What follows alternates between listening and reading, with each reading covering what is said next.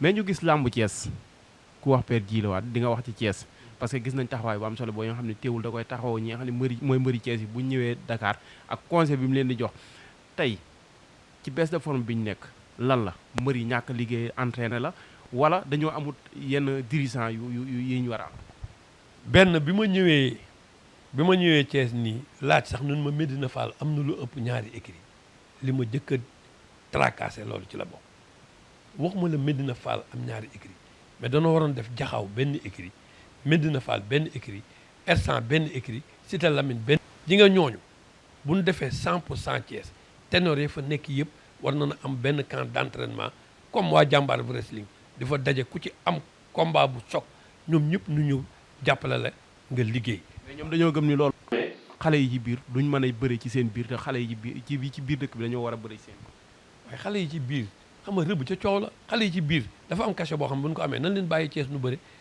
mais di nga à partir de 1 million jëm kaw ñooñu fayekul 1 million ñëpp dañoo war a bokk le soir di entraîner seen biir. da ngaa war a jàpp ne ku mel ni Boy Jaxaaw Mourou Anta Laay Gote Pape Mbaye bu Ersan ñooyu ak ku mel ni fils de Samba Diaw yeneen boy yi nga xam ne ñi nga xaw a jëm ci kaw waratuñoo mën a ñoom war nañuy dajee ñoom ñëpp di contact.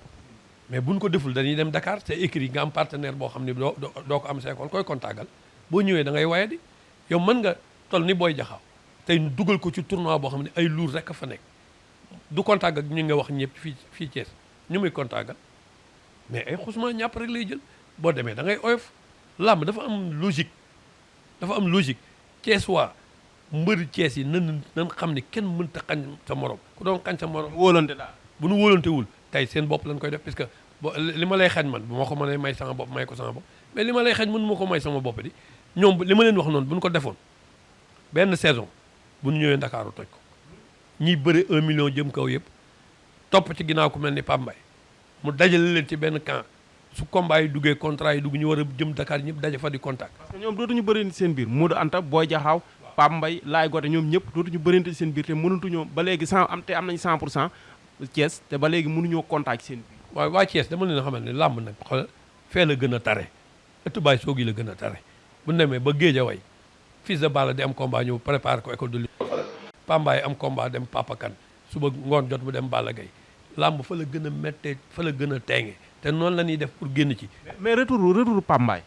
noo ko gisee ci làmb parce que gis nañ temps bu yàgg Pambaay ak exploit bi mu fi defoon bi muy dem mu toog temps bu yàgg nekkoon Europe ñibbi si waat ñëw jël combat ba pare jël xale boo xam ni mun nañ ni gis nañ année yi yëpp gis nañ ni muy yokkoo ci làmb muy daan. su ma ñëwoon su ma neexee jël pas bu retraité war a bëgg a génn maa bëgg lu tàng jër pour wanewaat boppam liggéey na ci doole ba am ko li mu manqué woon dafa dem Europe liggéey ci doole ba am ko dafa doon def sport yeneen discipline. kon Pambaay bi mu nekkee Europe doole la doon wut. boo ko xoolee di nga xam ba xam li ndox la am Grèce la boo ko xoolee da nga xam ni kii. gars yi nee nañ baykat dugg. waaw baax na dinaa la xamal leen de Pambaay da doon bëri foofu ndax tool yaa nga foofu da doon bëri foofu di bëri fii da doon bëri foofu di bëri fii te jour combat ba la ñuy xool ba xam gëj na tool wala di nga xam-xam la tudd. mais li rêve bi nekkoon ci moom la kon ne parce que bi mu fiy jógee mun nañ ni mbëru parcelle la waroon a bëri tey mu del si jëru mbëru parcelle muy daal. final boobu sax yàllaa def ba amul puisque Ramdaan maa yoroon licence am maa ko doon defalal ay kayitam sama écrit la nekkoon école de lutte Mor Fadam la Ramdaan nekkoon Ramdaan bi mu demee parcelle def fa presque 3 combats war a dajeeg Pambaay ñoom ñaar ñu jàngandoo bëri bokk benn école ñoom ñaar ñëpp ma jàpp ne li nekk ci ñoom ñun ñoo ko ci def xam nga bu nu waroon daje final da doon metti ci man ji nga la yàlla tudd ki dem États-Unis yàlla na yàlla yóbbu ko àjjana kare bi muy dem avant muy dem bi ma koy bindal démission dafa ànd ak grand frère ñëw ba sama kër jox ma xaalis tàllal ma loxo ma ñaanal ko te ci Mor Fadam la jëkkee mu yebal ko ci man yàlla def na dajewunu te Mor Fadam du woon souhaité ci dundam nu daje léegi ñëw na amaan na mbëru parcelle waaw baax na ci la ñuy xamee dét man maa nam ma waa parcelle waaw boo xam ne foog nu fay ko waaw. bàyyi nga tàggatoo Père Djily. waaw maa ngi tàggatoo nag di nuyu waa Thiès yëpp di wax ne lu ñu fi wax lépp lu wax rek xam nga nun wax day ni muy ñëw ci ñun rek lañ koy waxee lu baax rek lañ ci jublan mais du pour classe kenn wala nuy wax la lu ñuy wax rek njariñ lañ ci bëgg ji nga làmb dañuy bàyyi ñi nga xam ne dañ leen a war a fay nu noppi ñuy wax ñu war a wax noppi loo tax nag man léegi comme léegi loolu laa bëgg mu dañ buñ ma dékkee micro laaj ma wax li ma xam ci expérience parce que de 79 à 2024 maa ngi ci làmb te génn gu ma ko li tax ma nekk au diapason mooy damay dund xale yi nii dund la passé